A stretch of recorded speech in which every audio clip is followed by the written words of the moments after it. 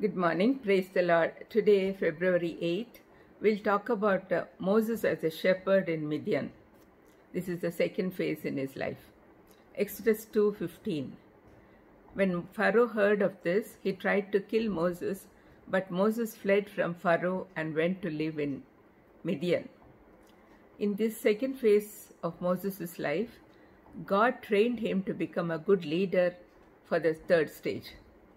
In the first stage, as we saw yesterday, Moses was brought up like a prince, but he never forgot his origins, which were made known to him by his biological mother, Jochebed. One day when he was about 40 years old, he happened to see an Egyptian beating a Hebrew. Enraged, he killed his adopted countryman and buried the corpse in the sand. The very next day, he intervened in a fight between two Israelites, one of whom blurted out, "Do you mean to kill me as you killed the Egyptian?" This we see in Exodus 2:14. Moses was horrified, realizing that his crime had been discovered, and fled to the land of Midian in the Sinai desert east of the Gulf of Suez, just as Pharaoh determined to punish him with death. To escape punishment, he ran away to Midian, but it is God's plan for him to be trained as a good leader. God's plans are always amazing. He arranged it in such a way that as soon as he reached the place, he met his future wife and her family.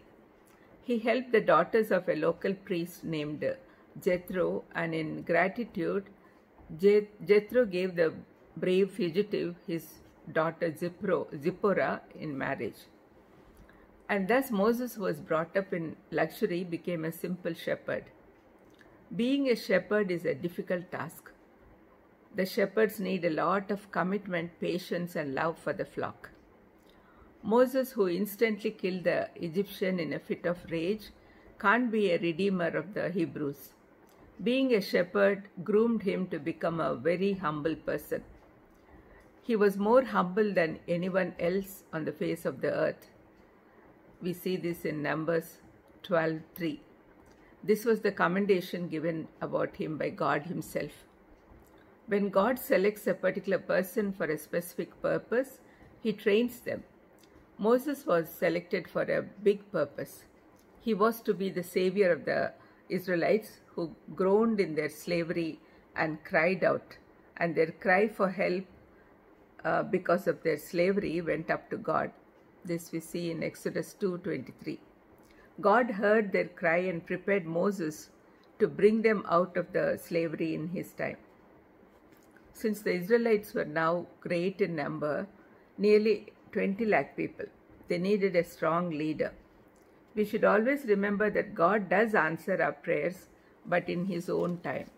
Let's pray.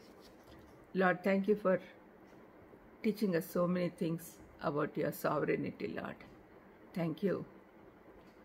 Thank you for the way you trained Moses to become a good leader, Lord. Please, Lord, if you select us for some purpose, please train us also. In Jesus' precious name I ask. Amen. God bless you.